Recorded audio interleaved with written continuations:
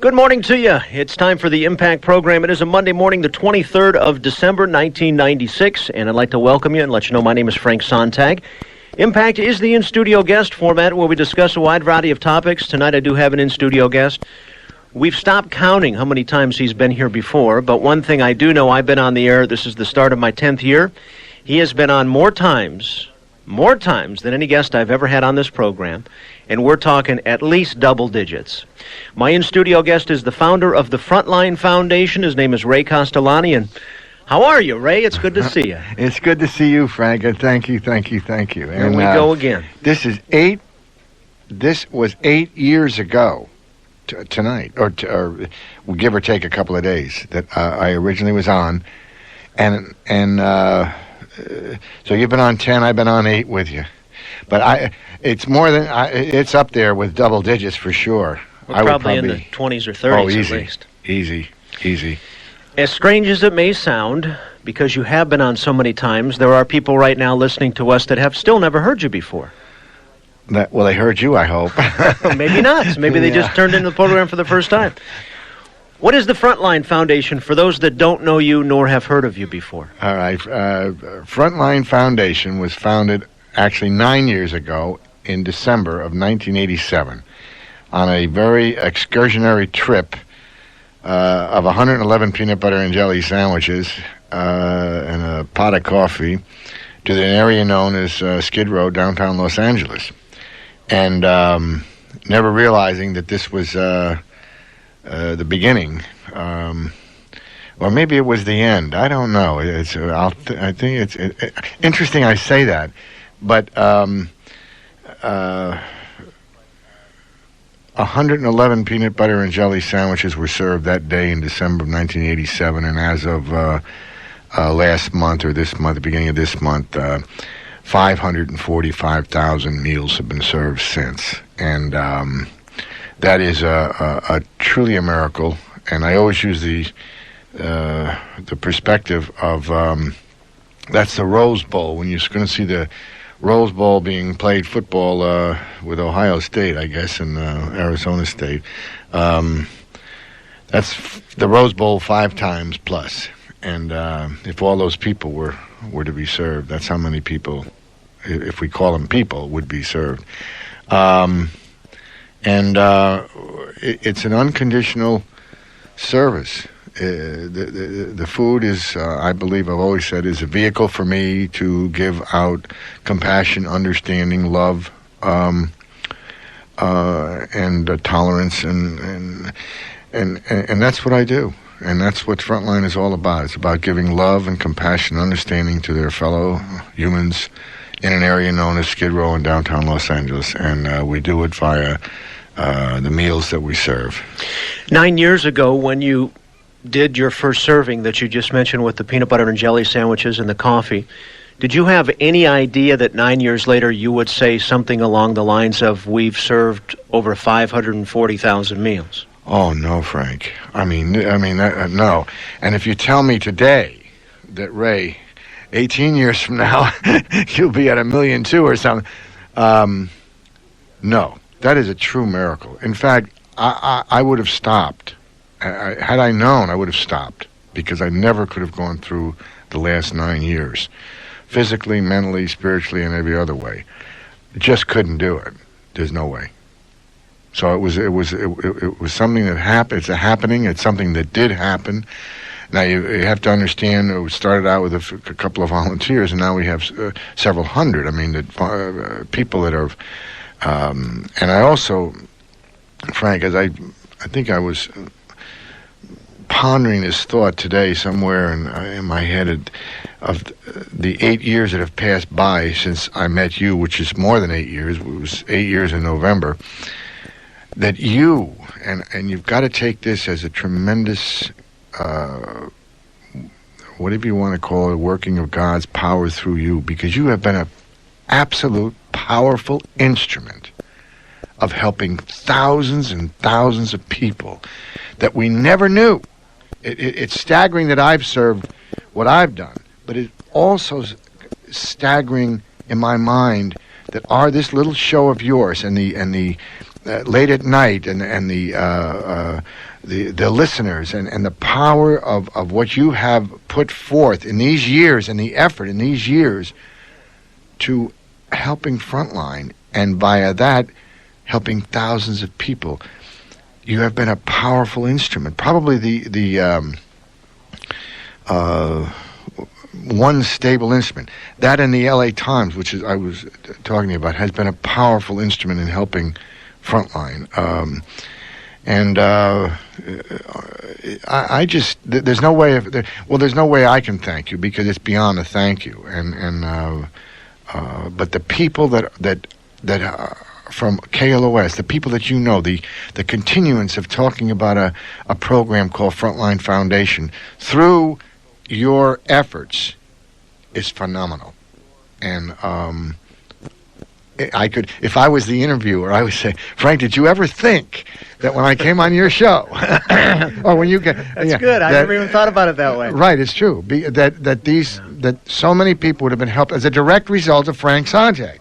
Forget about everything else. Forget about everything else you've ever said on the radio. That you have been responsible for thousands and thousands of people that have been helped on the streets of Los Angeles.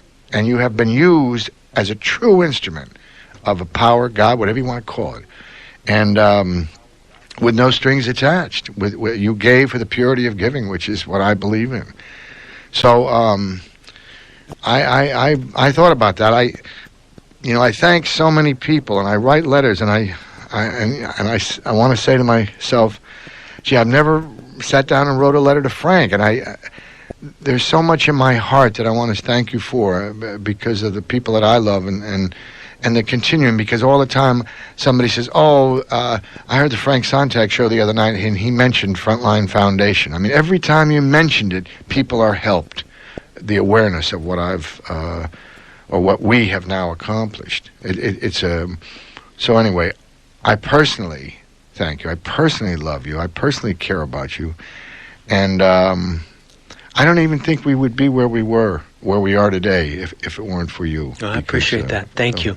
And in the same vein, my gosh, Ray, I've said it many times on this program that each week when I leave, it could be my last. I don't know if I'm going to be back here. Who knows? This is a situation that's a week-to-week thing.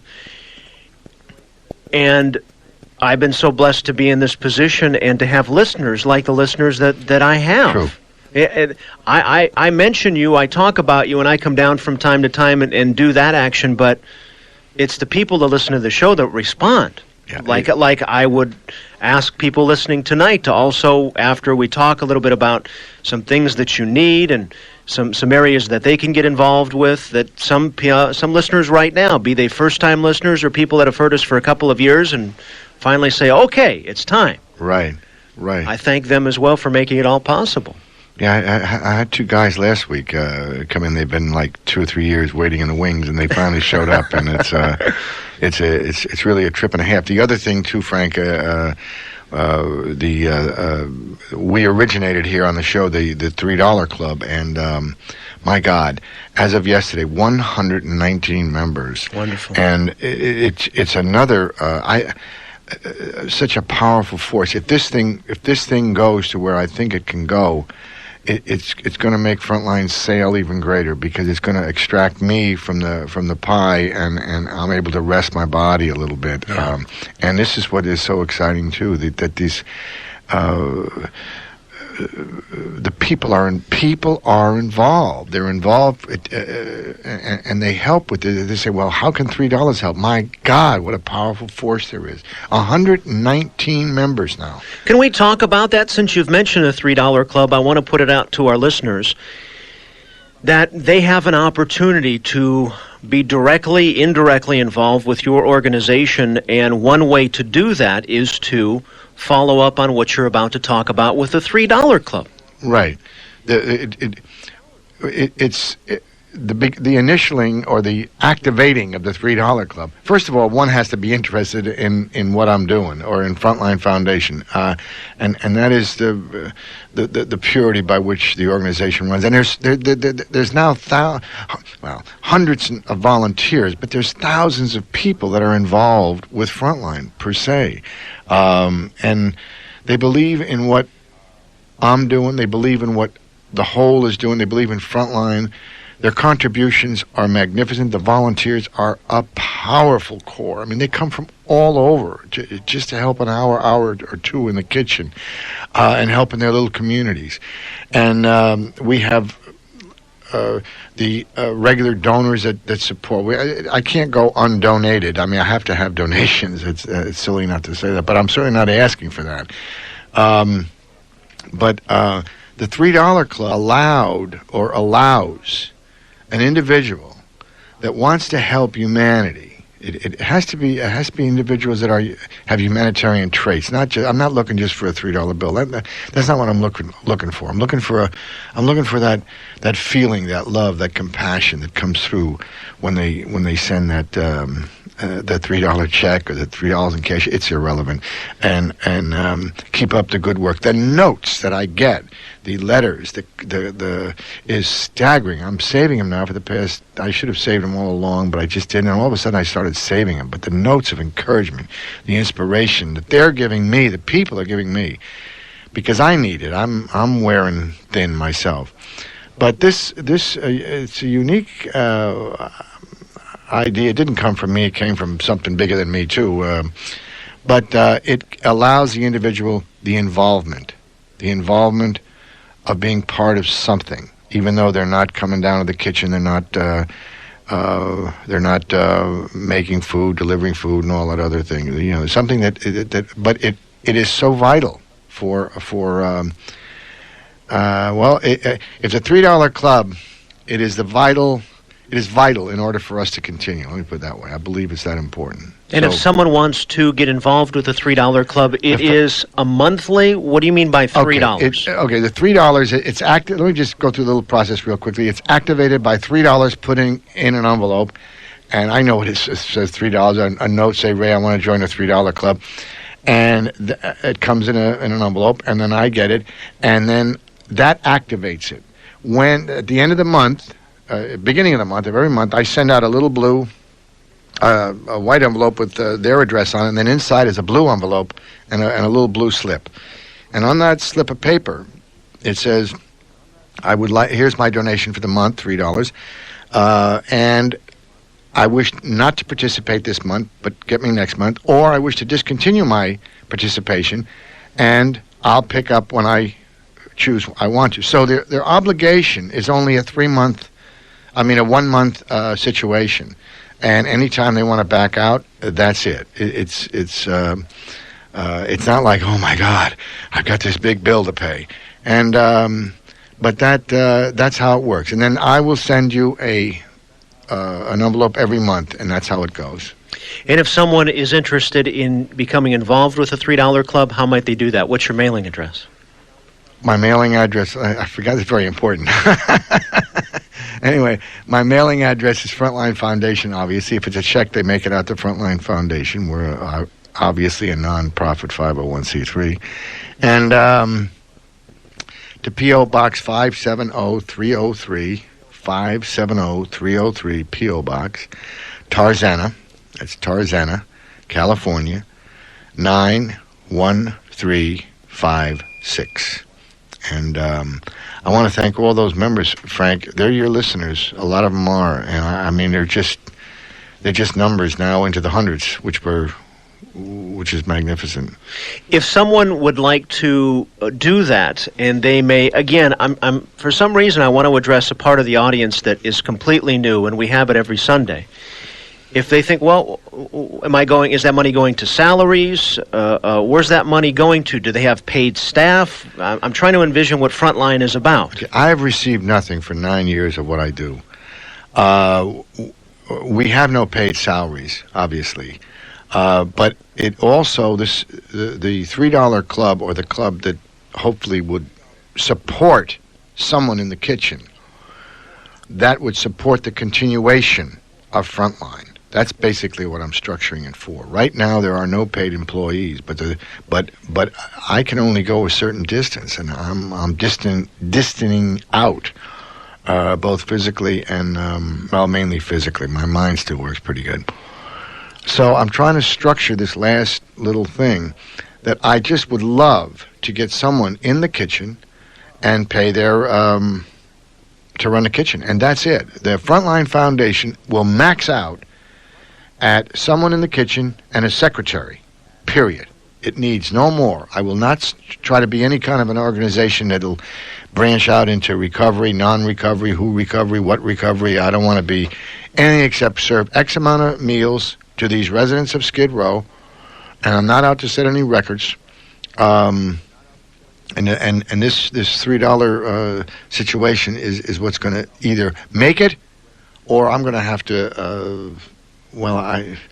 Because the structure as it stands, everything offsets everything. The rent is paid by the Frontline 80. That's 80 people that send $10 a month. The product people buy the product, the mayonnaise, the paper to wrap the sandwiches in, the sacks, the cups, all the other things that go down. That's a product, the general store, so to speak, I call it. And those people are very vital. We've got the other club is the Valley Mayor's Fund supported. It's a larger club, $50 a month. That's $600 a year. That's for bigger corporations, and that's they started that with me. And the $3 club are the people, which are the people that's going to support the idea of continuing on with Frontline. Ray, how many days a week does Frontline serve? 6 days. Yeah. Every day except Sunday. What about Christmas and Thanksgiving? Christmas and Thanksgiving and New Year's, no. And that obviously is one of the 3 days of the year they really don't need me downtown. And they don't need me to serve food. They've got more food and more. Everybody seems to be down on those 3 days. You've been down on me at Thanksgiving without being Frontline, and you know what's going on down there. It's crazy. And it's all that. But January 5th, nobody's going to be there. That's right. January 10th, nobody's going to be there. Day after Thanksgiving. Day after Thanksgiving, nobody's going to be there. So it's and I want also people to understand that I am just an instrument being used to serve humanity, and this is where I was.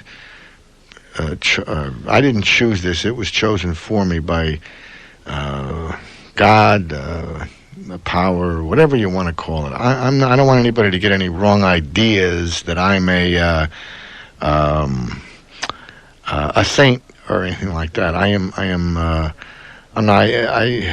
This is not something I wanted to do. It is something that I had to do. It is something that I've continued to do because this is what it was chosen for me to do. And so I wish it was the other way around. It would be a much better story, and I certainly would be much better on your program if I told you that this idea came to me and I wanted to be of service to God, and as being service to God, I picked this area of life and I went down there, but that's not the way it was. And you could stop right now and go, wait, he's talking to me right now, and he wants me to say, and there are some people that do that, and we just worship these people like, oh my God, they've got a hotline to God. I know. Well, I haven't.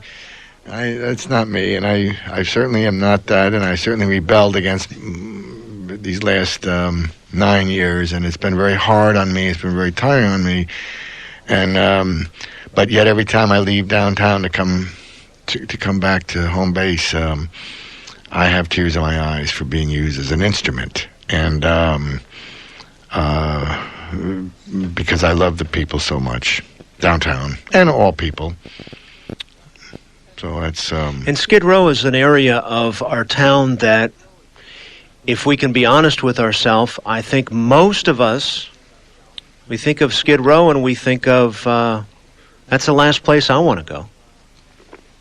Well, it's... and yet you talk about a love for the people downtown. Well, it's a society. It's a group of people that reside in this specific area, and it's... there are the I want to say the except for Christmas and New Year's, the cast-outs, the of our society. They're the people that are probably most deserving of my love and my compassion because they get the least of it from every walk of life, except on these 3 days. And I just have this rapport or...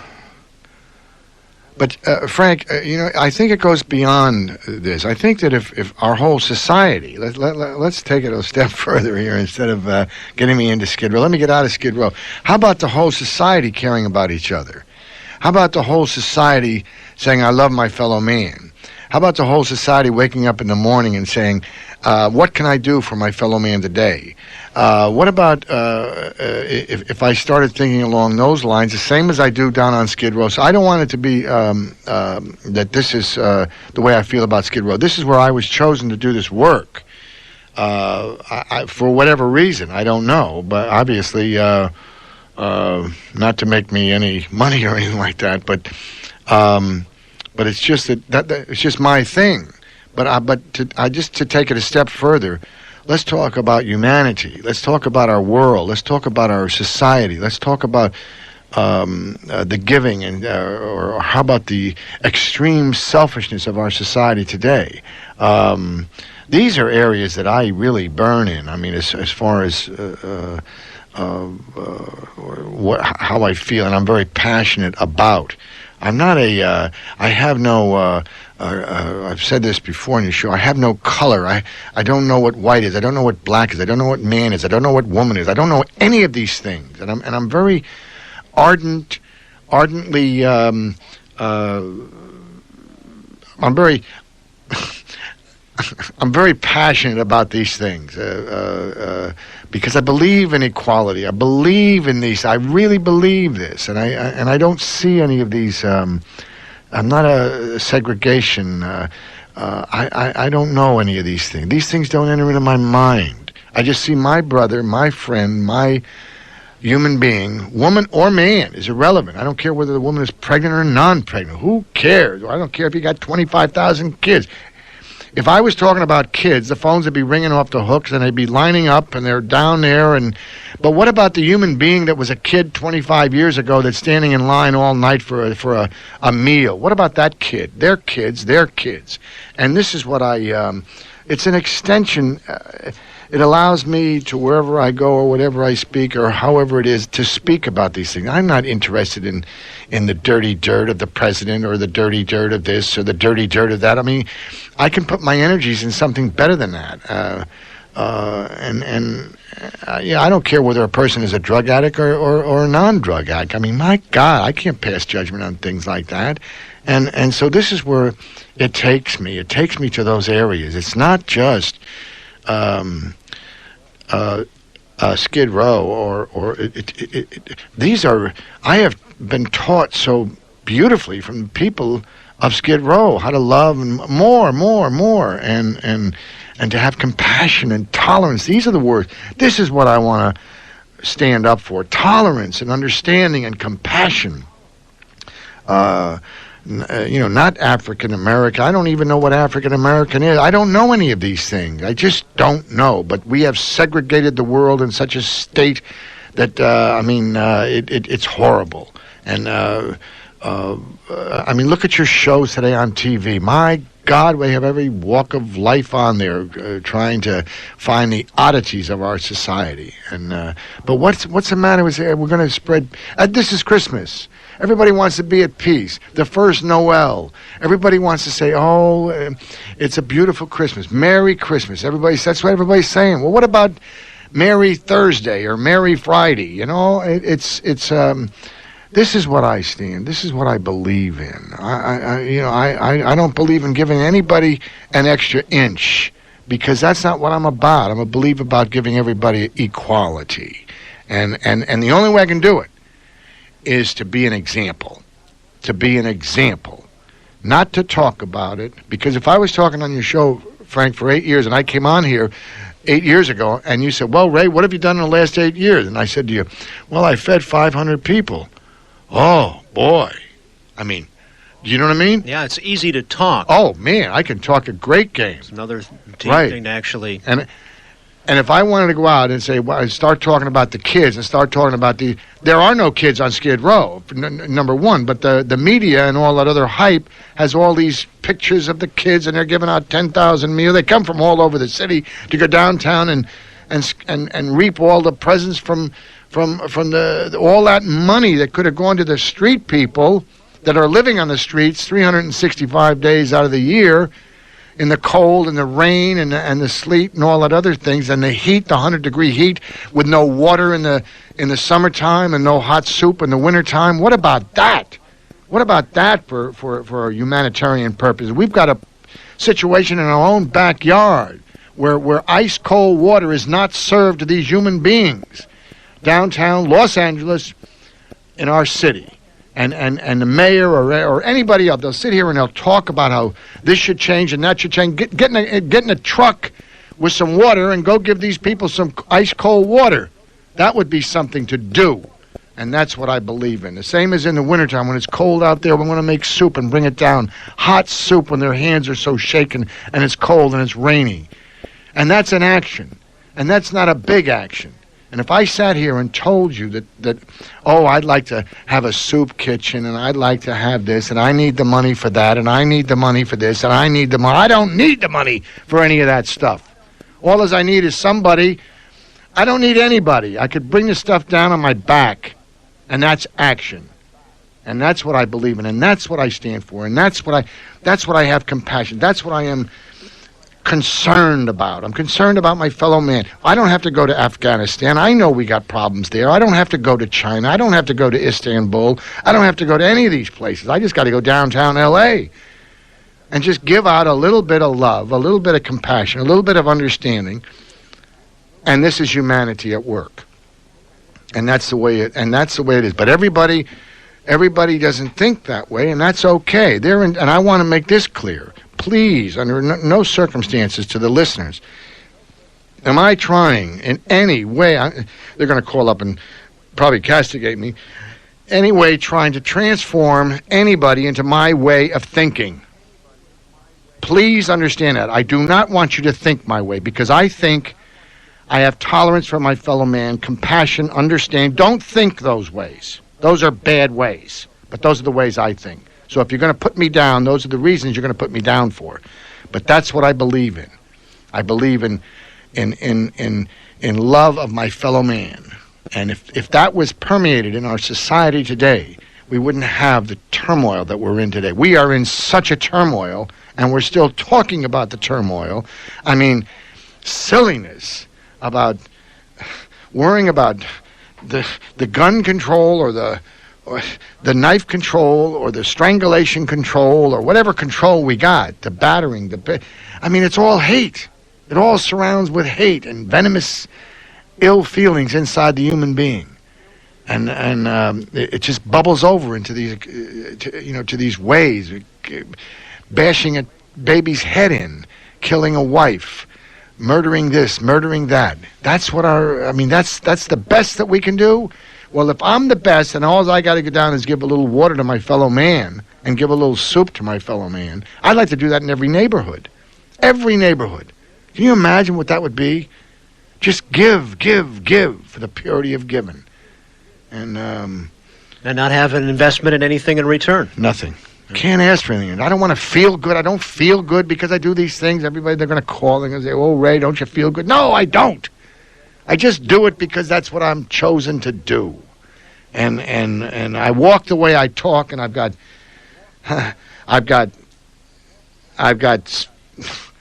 5,000 people right now that will back me up. 5,000 they are the toughest and most wonderful people in the world, and they'll back me up. They'll back me up. So if you're going to fight me, you're going to fight them too, with no problem. My in-studio guest is the founder of the Frontline Foundation, Ray Castellani. We're going to take a break in just a few moments and open the phone lines. If you'd like to be on the Impact program this morning. If you have any questions or comments for Ray, we'll give you that opportunity in just a few moments. If someone would like to actually volunteer, first of all, do you need volunteers? And second of all, what would you suggest that someone would do in terms of, is it an hour a week? Is it 8 hours a day? When you say volunteer, what comes up? I love the volunteer. We need volunteers. We always need volunteers. Monday through Saturday. Actually, Saturday, where it's kind of a happy thing. We got a lot of people there on Saturday, but it's fun. It's fun, and we need all I can get. It's an hour and a half max on a daily basis, once a week, which is fine. Once a month, which is fine. Once every 2 months, it doesn't make any difference. But I keep it down to about an hour and a half, and then that's it. Any one of those periods. We are located in Van Nuys, Oxnard and Sepulveda. You cross over, and we're on Oxnard, and you go past a building called Granger, take a left into that alley, and then look at the Frontline sign. And it's a great big sign. It says Frontline Foundation. From 7 o'clock in the morning until 9:30, thereabouts, we're there preparing, making food. There's probably 6 or 7 people, 5 or 6 people. But we need your help. I need stable people. I need long-term people. I need committed people. And then I need committed people that would come once a month or once every 2 months. Young, old, it doesn't make any difference. It's just all giving for that purity of giving. And anybody that goes there for the impure reasons will not like me, for sure. I'll guarantee on that. What do you mean by that? Well, they'll just rebel, and they'll just have a tremendous anti-attitude towards what I'm doing, and it's noticeable. It's noticeable. I got a few people like that, and it's okay. Is that ego involved? Talk about ego a little bit. Well, see, ego. Of course, again, you get into those areas. Frank, I don't even know what I do. There can't be any ego involved in this thing. There can't be any. I mean, not in my position. It has to be really. See, I don't have. Let's see. When you add 2 and 2, it comes out to 4. Well, you say, Ray, you've served X amount of meals you've been responsible for. It doesn't compute in my head. It does have absolutely no meaning whatsoever. So I am free and of all those kind of silly things by saying, hey, you know how many meals I've served, and that has nothing to do with anything in my head. I am free of all that stuff. Ego would be a killer at Frontline, and certainly if anybody, that's why we have all the little people working. Everybody's a little person, including me. I'm the littlest. Well, not the littlest, but I'm close to it. But and it's all small, cut up into small areas, so that the dependency is not on one individual, so that they can get to a point of saying, "Hey, you can't do this thing without me." Well, Frontline would work without me for sure, and then if it doesn't, somebody else, somewhere, another town, another place, will pick up and carry on, because there's marvelous people out there doing a lot of tremendous work in small entities. And a lot of beautiful church groups and that serve. No medals. It can't be a medal on it. It can't even be a. I mean, we're on a talk show right here, but so I'm telling a little bit about it. But walk the streets with me at night right now on Skid Row, and we'll talk about other things besides serving food. What does freedom mean to you? Or even more to the point, what is freedom? Freedom, I love that word. See, Frank, freedom has no ideology. Freedom has no string. Freedom has nothing attached to me. When I throw something up into the air like a set of keys, the distance between when it leaves my hand up in the air and before it hits the ground again, that's free. People talk about freedom. But then you mention one thing and they say, oh, well, no, I believe this. Or I believe. If I am a true instrument, there's only one thing, and this is where I know about the freedom. There's only one thing I am to do in this world, so to speak, this lifetime of mine, right now. It wasn't always this way. And that is to be of service to God and my fellow man. now. Nothing else comes into my head. And that's freedom. And I never had anything like that before in my head. I don't care about my rent. I don't care about my job. I don't have a job. I don't care about anything. That's my only thing in life. And wherever I go, whatever I do, if we're sitting right here in front of you right now, it's being of service to my God and to my fellow man. And that's it. I don't want anything else. And that's all it is. So I want to follow up with that. You had mentioned society. And it seems to me that so many of us in society, our service, first and foremost, is to ourselves. We've got this motto somehow, well, I've got to take care of me first before I can take care of someone else. That's Frank, you got to understand, I don't want to step on anybody's toes, but I could never believe that way. Because, see, all my life prior to this last 15 years, so to speak, 11 years, I've always thought about myself. I always put me first. And before that, I always put me first. And that was I was bound up with myself. I was bound up in the shackles of self, consumed by self. And it wasn't until I began a little bit free of self that I began to see what it was I was to be. And so when people say that, I just let it go by. Because again, let me be an example, not let me tell you. Let me be an example. And if I have 10,000 people on Skid Row, 10,000 people uptown, downtown, or wherever I go, saying, Jesus, Ray, there's something here. I don't know what it is. Then that's what it is. And it has nothing to do with it that I'm just a little bit free of self. Well, I'm a lot free of self, but I don't care if I live. I don't care if I die. There's nothing in me. If I die, fine. I die. I don't want to hurt anybody. I don't want anybody to get hurt. And I just go by those principles of, like I had mentioned, understanding and tolerance. Those are my those are what I want to live by. And I'm not that great of it. I miss those. I miss those a lot. Tolerance. I get intolerant and impatient and things like that. It's hard. I'm not a. You're not perfect, right? No, not perfect, and not serene, and you're not a saint. No, not a saint. Right? Yeah, and that's the way it is. I mean, some guy grabbed a sandwich from my truck. This is about a month ago or 2 months ago, and I don't know. Maybe I told you, maybe I didn't, but I'm at the Fifth and Crocker, and I had about 100 guys in the back of the truck. My lunches were there and on, and a young guy comes by and grabs one of the sandwiches. I say, put that back. Well, he took off. You think I was loving and giving and just let him go? No, I ran down the street after him. And I didn't catch him. He's much faster than me and a lot younger than me. But I came back to the truck, and that one sack was gone. And I had 100 people there. And they asked me, they said, you want me to catch him? Want us to get him? And I said, no, let him go. And that was it. But my first reaction, chasing this guy, one man, 63 years old, chasing him down the street for a lousy sack. So I'm not that serene.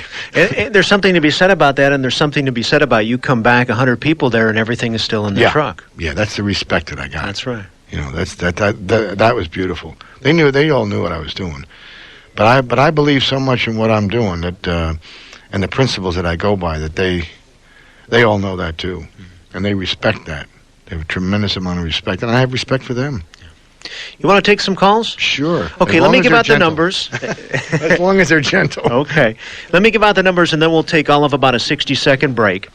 If you would like to be on the air this morning on KLOS, if you'd like to ask any questions, or if you have any comments for my in-studio guest, the founder of the Frontline Foundation, Ray Castellani, you can give us a call right now, and the numbers are 1-800-955-5567. Again, 1-800-955-5567. If you have any questions or comments at all for Ray, if you're interested in getting involved with Frontline Foundation, anything at all, we'd love to hear from you. The phones are wide open. As always, you'll talk to Tammy Richardson. She's our program coordinator, awaiting your phone calls in the other room. We will be back with more of Impact and your phone calls right after this. We are back, and this is Impact on KLOS. You know that. My name is Frank Sontag, and I have Ray Castellani in studio. And again, the numbers are 1-800-955-5567. Do you have any volume in there at all, Ray? No. Can you hear me? Oh. Yeah, go down there and adjust the levels to your liking. Yeah, I got it. Good. Before we take some calls, let me ask another question or two, and we do have some calls coming in. I don't know how many years it's been. It seems like it's been... Well, gosh, I guess the truth is it's been every year at this time for the last 8 years. You've been on around Christmas time. Right. Is that right? Right. That's what I said. It was 8 years ago this time that I was on the first show that I was on with you. I'd served 40,000 meals at the time. And now it's 500,000 meals above that. True miracle. Let's see. This is Monday. Saturday night I was over at my mom's. I have to tell you a story. I'm over at my mom's, and we're all sitting in the front room, and she asked me, first she said, who's on the show Sunday night? And then she got the smile on her face. She goes, I know who's on the show. It's Christmas. She said, you've got Ray on, don't you? And I said, yeah. Some people identify you with Christmas. Do you know that? Well, it's been 8 years. This is the eighth year. But something about this time of year, this is supposedly, I don't know why we all just buy into somehow this is the time of year, and then, as you said before in the interview, what about January 5th? What about the day after Thanksgiving? What about Merry Thursday? What about Have a Happy New Friday, right? That's true. Yeah. That's true. But it's just that this... And it's okay. I mean, my God, isn't it wonderful that we have at least one time of the year set aside for this kind of feelings for everybody? And it doesn't make any difference. I'm just not the one downtown at those 2 days, but I'm there every other day. I've got one question that just came to mind. You've talked about one of the things you eventually hope to have is, for instance, somebody in the kitchen at Frontline. Correct. That can be a paid staff person. Right. And you said really the only other person is somebody that is like a secretary. Correct. You do need somebody to help you. Oh, my God. With those type of skills. Or, I mean, that's so much a part of what you do, aside from everything else, is the bookkeeping, right. is the letters and the inundation with notes and. Oh, it's way beyond me. I mean, this is a full-fledged, almost 10, 12 hours a day. I mean, it's just way out of my reach. And one thing too, Frank, which I knew this about 6 or 7 months ago. Ray, lost my focus because, you see, I'm supposed to be downtown. Right. I don't need a corporation to be downtown. I've bridged that gap. I'm happy just sitting on the corner of 5th and Crocker, 5th and talking to the people. So I don't need all this. That's the tragedy of it. And that hurts me because I realize I'm devoting time to areas that I'm not needed at. I'm not needed at the kitchen. I am, obviously, but I'm not needed there. Where I am needed is to be sitting downtown with the people, with water in the summer and hot soup in the winter, and nothing else. Nothing else. I don't need a frontline corporate. I don't need the frontline. I don't need going to the mailbox, and I don't need any of these things. And I have lost it. I have lost my focus as far as, and it hurts me deeply because where I should be and where I am now is not the same. So it's and I know that. Because, see, if I didn't have to do all this work, this tremendous amount of work, I could go downtown anytime I wanted. Just drive my truck down and sit there and give out what I give best, and that's loving my fellow man. And that's all I want to do anyway. And that's what they care about. They just care about touching me, loving me, hugging me, and saying, you know, they're away for prison for 6 years or something. They come back and they see me. I mean, what a trip. What a trip. They cry, they laugh, they joke. They're sad, they're happy, and they just keep on loving me. And when I'm not there, that's tragic. Yeah. It's also a testimony to the power of love. When you first started, when you first went down there 9 years ago, when no one knew who you were, no one recognized the white truck, things were a little different.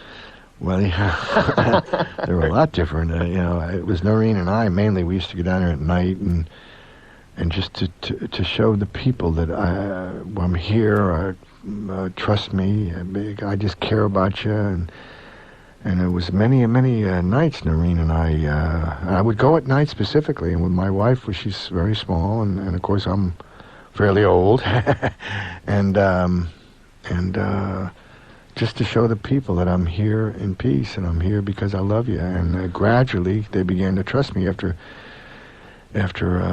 many months, and the development took place. But it was not after many fights, and many, not with me, but fights in the streets, and it was pretty treacherous, to say the least.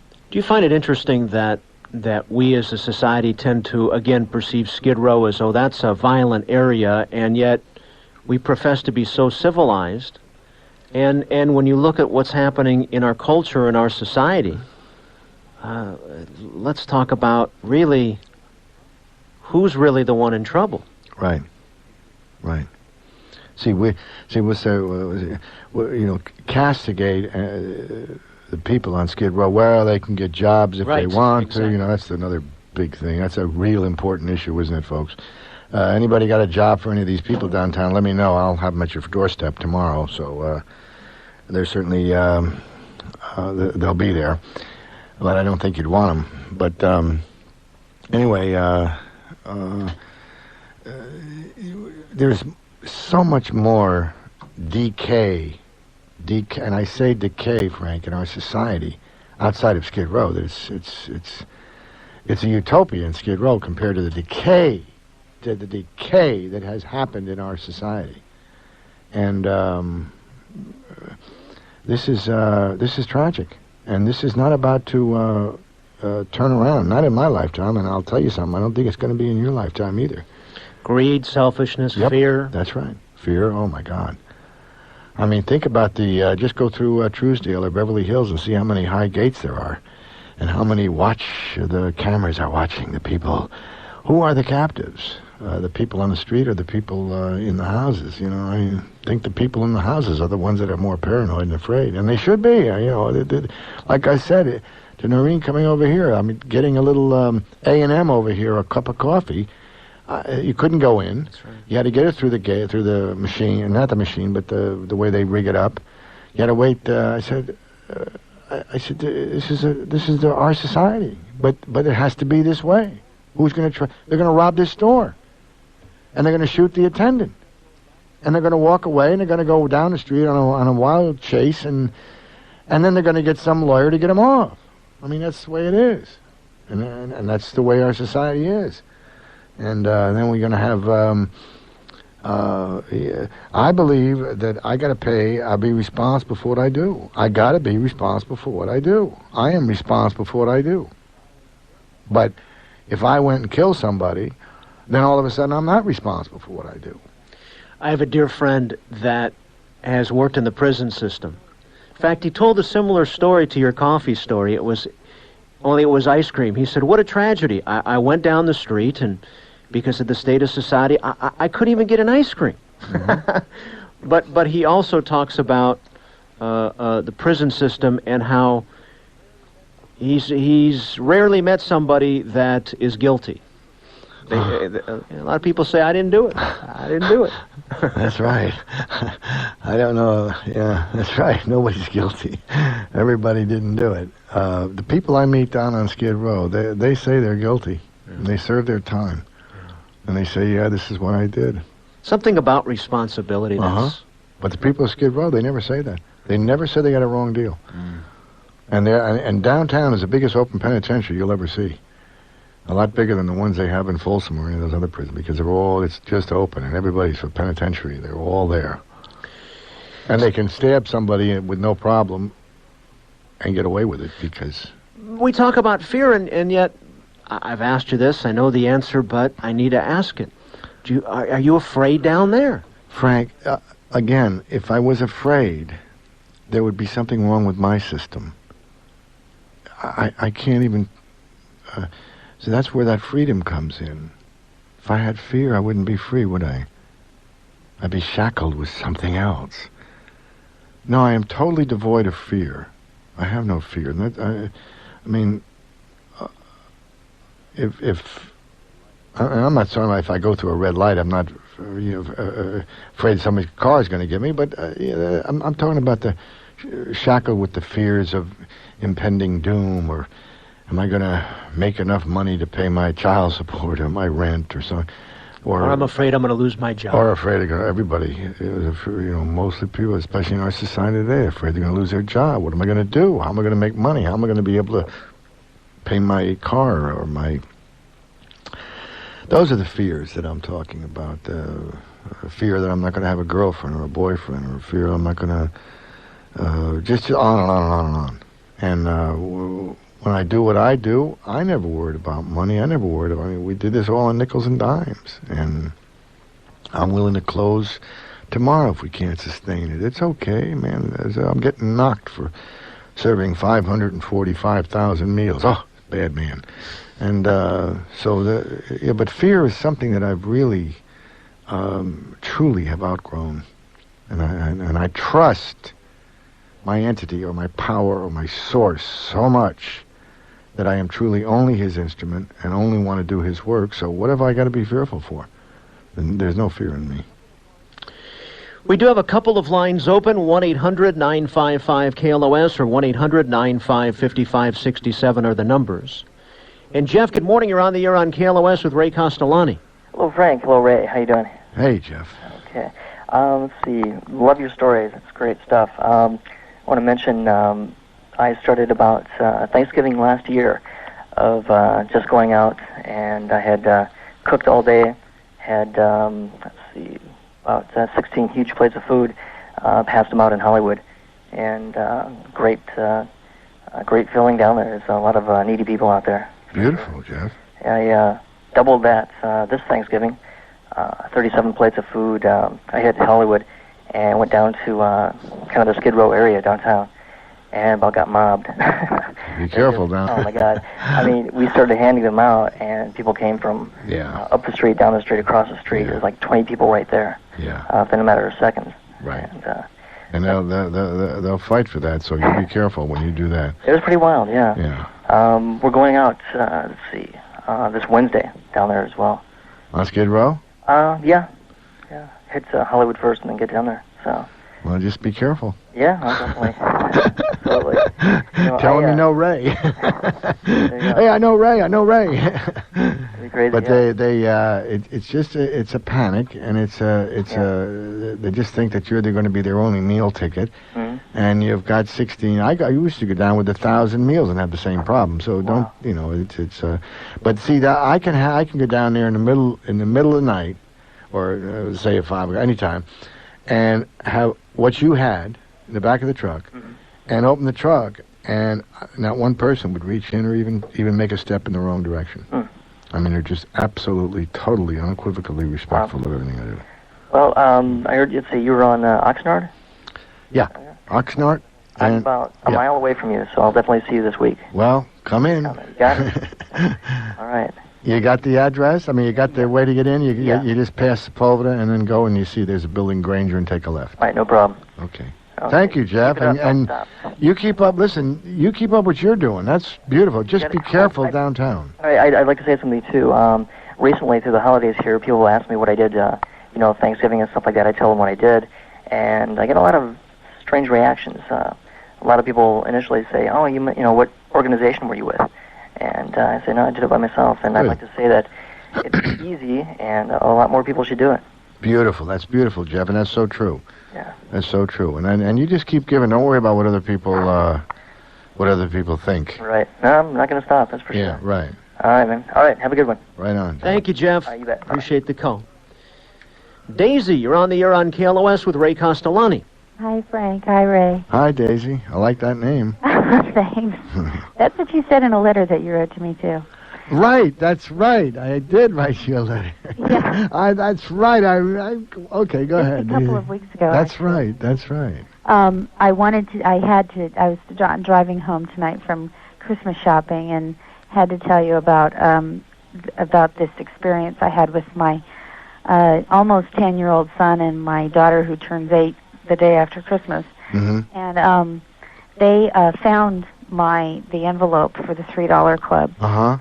And came to me, and they had asked me before a couple months ago about what it was for, and I told them, and my daughter was really concerned, and but she kind of lets things go and whatever. And then they came to me a few days ago, and both of them together sat me down and said, we talked about this, and they also have a 3-year-old sister, and my son said that since he makes more money than his 8-year-old sister makes for allowance, Mm-hmm. that she's going to pay $1, Wow. and he's going to pay $2, one for himself and one for the 3-year-old. Wow. And the 3 of them want to have their own membership. Oh, my God. That's beautiful. And are you sure? You sure you want to do this? It's $3 every month. Yeah. And he said, well, Mom, I make $5 a week. Oh, I my think God. I can live on that. Oh, Daisy. Is that not beautiful? But isn't that beautiful? I mean, look at children. you. I mean, this is what's so incredulous. You contacted me originally. Then all of a sudden, now it's laying there. Now all of a sudden, your children are involved. You see what I mean? Yeah. I mean, there's another gal. Her name is Stevie, and she Stevie Reed. No, his name is not Reed, but the mother is Elizabeth Reed, and her daughter is Stevie, and she has her own membership, and she's, I think, 6 or 7, if I'm not mistaken. And she sends in her allowance, and so there it is. It goes to Stevie and the mother too. And see that. Well, what you said earlier about that they're not just people. They're what if they were children that you were feeding? The funds would be packed. Right. At night. Right. But these are someone's children. Right. They used to be children. They were just all. adults. I've always said, Daisy, your children of today are mine of tomorrow, and it's so true. These were all children. That's why I don't put. See, I can't look at a child down on Skid Row, and if they push their carriage in front to get a meal in front of me, I said, wait a minute. These people have been standing out here all night waiting for me, and you push your kids in here and get this? No. So, well, they think I'm kind of hard with that, and also the street. But the street knows if I have segregation here, then I might think because of the people I'll segregate because you're pregnant or you're a woman or because you're black, et cetera, et cetera, et cetera, and on down the line. You understand what I'm saying? I cannot have any segregation inside my soul. It's got to be everybody's equal. Well, my 8-year-old daughter lately has been talking about angels lately, and I mean, a lot of people have been talking about angels lately, but she's been talking about her grandparents that have died, and she also had a infant sister that died, and she talks about them a lot, and when she talks about people who are starving to death, she said, them parents must be so sad. Mm-hmm.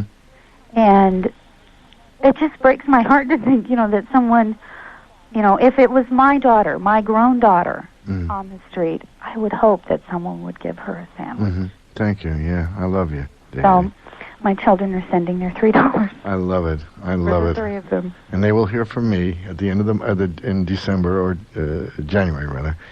That's beautiful. My daughter's sending her birthday money. Don't make me cry here. I can't handle it. She's having her very real birthday party tomorrow because her birthday is the day after Christmas, which is the worst birthday on earth for a child. Mm-hmm. But, because no one wants to party 2 days in a row. No. And so she's having her first birthday party tomorrow, and she's sending part of her birthday money for sandwiches. I can't believe that, but thank you so much, Daisy. We love to hear you on the air, and as soon as I heard Frank Sinatra first thing on it, that would be the clue right there. That's the clue. Immediately, I went, "Oh, fly me to the moon." That's right. Daisy, I thank you so very much, and Merry Christmas to you. Merry Christmas. And thank your children for me too. Oh, and I'm so disappointed. I had to miss the brunch, the Christmas dinner. Well, the Christmas brunch, yeah. That's okay. My son was playing piano in a recital, and that's okay. I had to go to that. Your thoughts were with us, though. Yes, they were. Did you get the newsletter? Yes, I did. How did you like that? I liked it. Okay. I liked it. I was glad to see it. Next Sunday, my wife's article is going to be in the L.A. Times in the Valley section. So. Well, I'll be seeing it. Yeah. All right. All right, my dear. Good. Bye-bye. Thank you, Daisy. Good night. Good night. That's the tip-off. Frank Sinatra. Yeah. Raise on. But isn't that amazing about the children? And they begin, and that's what's. I mean, I didn't do anything for that.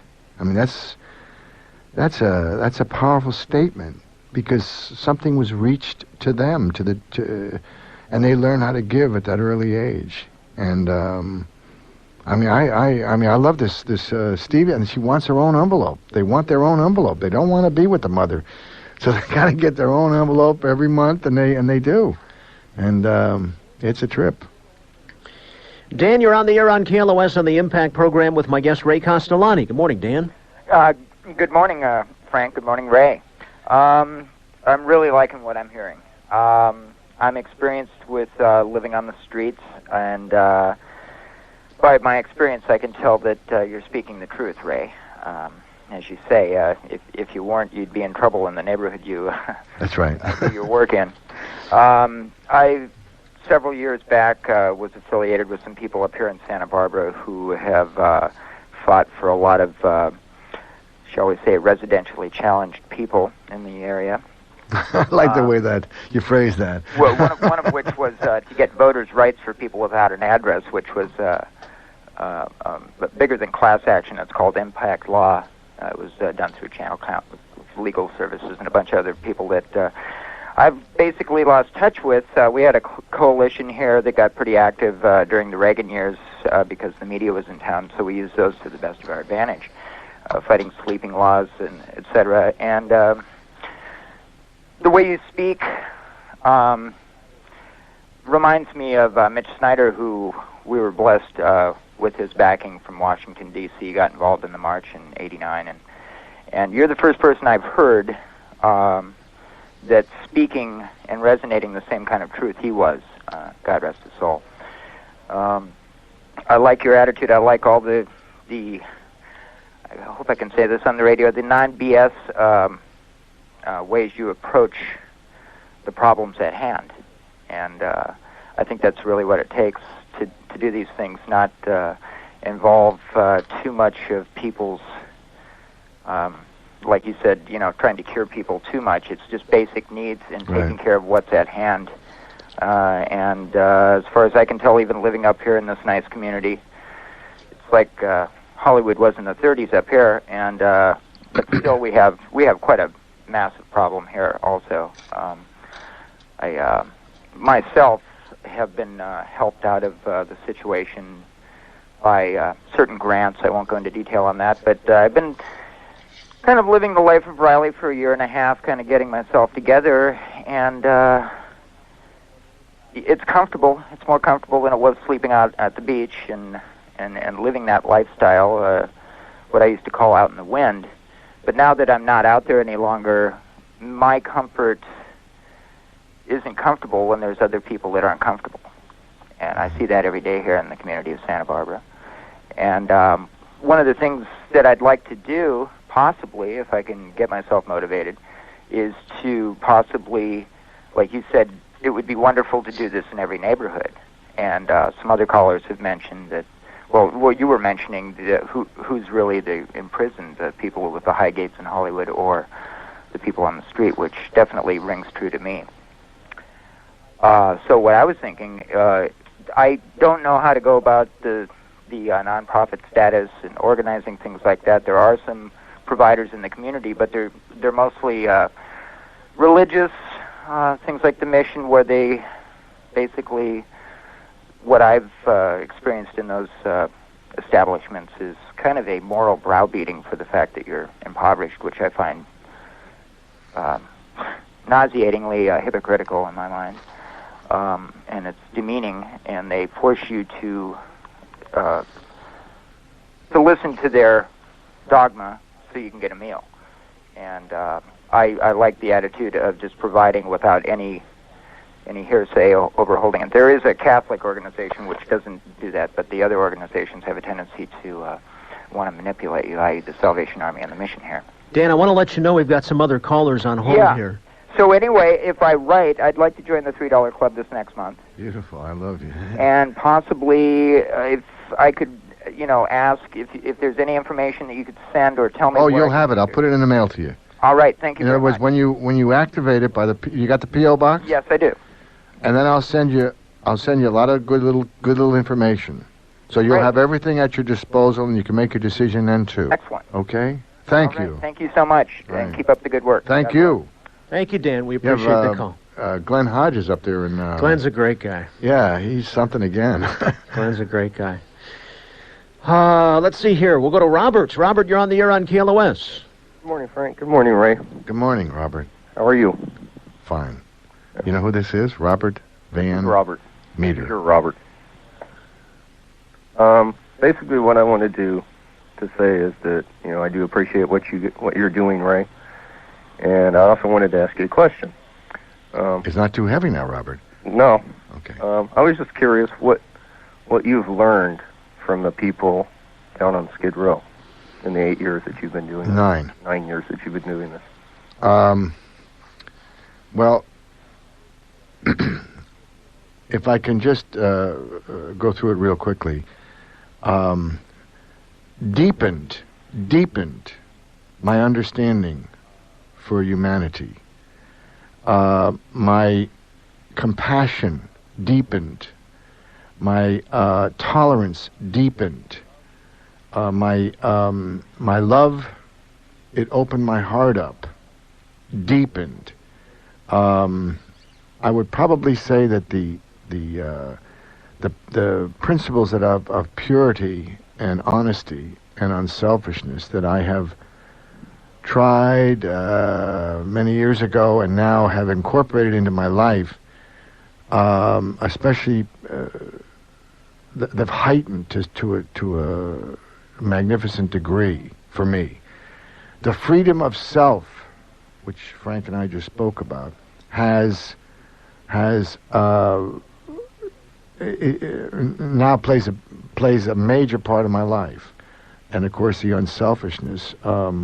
This is what I've learned to the most powerful degree, and all of these principles were all there when I started, but now have heightened to such a magnitude that it's really. Well, I don't think about it, but I know they're there. Mm-hmm. Does that answer? Yeah, I think so. That's kind of been my experiences with the people down there. That just, that there is a lot of love down there and a lot of respect for one another, and whenever I go down, they always ask about you, how you're doing, and. Mm-hmm. Well, they know I'm not too well. I'm not 100%, but they know that anyway. Yeah. But that's caring. Those are the things that have been heightened, Robert. And I just wanted to say thanks, and I love you, Ray. Thank you, Robert. Bye. Bye-bye. Bill, you're on the air on KLOS. Frank, would you say that Ray exemplifies and sets the standard for being a hero? I thought this was about asking Ray your question. Why are you asking me? Well, I just wanted to confirm that because I plan on asking the question, but I want to let everybody at least know that as far as I'm concerned, Ray is a hero, and I wanted to ask Ray, normally I usually kind of share my own experience why I got involved with Frontline, but I thought this time I'd maybe just ask Ray and talk about What do you feel, Ray, sets Frontline apart from other groups or organizations that are trying to do charity work? Bill, I don't. That's a good question, and I'll just answer it with this. I am just going to keep serving food till I can't do it anymore, or till the change or whatever it is happens. But what differentiates me or Frontline from any other organization, I have no idea, because I'm not in the other organizations, and I don't even look at the other organizations, and I am not to look at the other organizations. When people say, Ray, shouldn't you look into this or shouldn't you look into that? I don't. But, Bill, the absolute of what we do is proof of the amount of support that is given to Frontline Foundation. That is the testimony, that's the word. The testimony of what we do is so beautiful because you, Bill, are testimony of what we do. So, I don't have to be what anybody else is. All I got to do is keep doing what we're doing, and the testimony, the proof, is in the pudding. That's an old cliche. Now, does that make sense to you? Yes. Makes a lot of sense. Yeah. And I know for me, part of what got me inspired was your spirit. I think really transcends, it transcends humanity. It transcends truly altruism, and I think it really exemplifies that to the highest degree. And I just wanted to just maybe ask that, and I know you have other callers, and I look forward to seeing you next time. And maybe I'd just like to conclude with this, that I had an opportunity to read what your wife Noreen wrote in the newsletter. It was very inspirational. I hope that many of the new listeners have an opportunity to get a copy of that, and I know it's going to be published in the Valley paper, and I hope they get some wide circulation, because I know that was certainly I was very, very inspired by what she wrote. That's beautiful. Thank you, Bill. Thank you, Ray. Thank you, Bill. We appreciate the call. And let's see, Carol, you're on the air on KLOS with Ray Castellani. Hello, Merry Christmas to you. Merry Christmas to you. Merry Christmas, Ray and Frank. Merry Christmas to you. And how are you guys doing? And thank you. Aww. So I just called to wish you Merry Christmas and a Happy New Year. Thank you. And I also want to tell you, Ray, I admire you for what you do, for feeding those people. But not only that, I admire the kind of person you are, inside and out. Thank you. Thank you. That's so beautiful. And that's the kind of support I need. That's beautiful. See, we Carol, that's good. That's all I'll say. Frank, have anything to say? Nope. Nope. Other than it's good hearing from you. All right. Yeah. But thank you, Carol. It's that, see, your intuitiveness or your feelings for me come through when you say things like that, and I understand. And what I was telling to Bill a minute ago about the testimony, you see, you verify out just what I said to Bill about people and about the testimony of people. You're a testimony of. So I don't have to go looking into other areas, or am I doing it right or doing it wrong. You've just said it.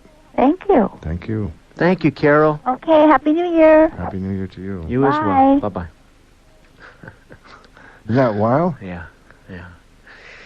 She asked me if I have anything to say. I said no. I'm always, as I told you off the air, whenever I have you on, near the end of the interview, I just sit here kind of in this humbled place where I think, I'm done talking.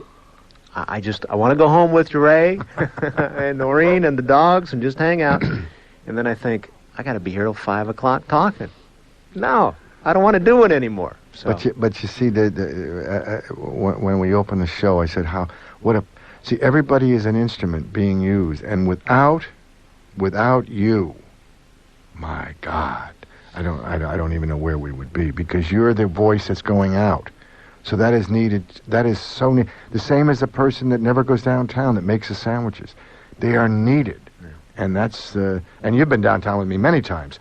And plus, you volunteer and keep that place in ship shape too, which I love so much. So everybody, I'm just doing. It's so unfortunate because you see, I take credit or get credit. I don't want to take the credit. I get credit for things that I shouldn't get credit for. None.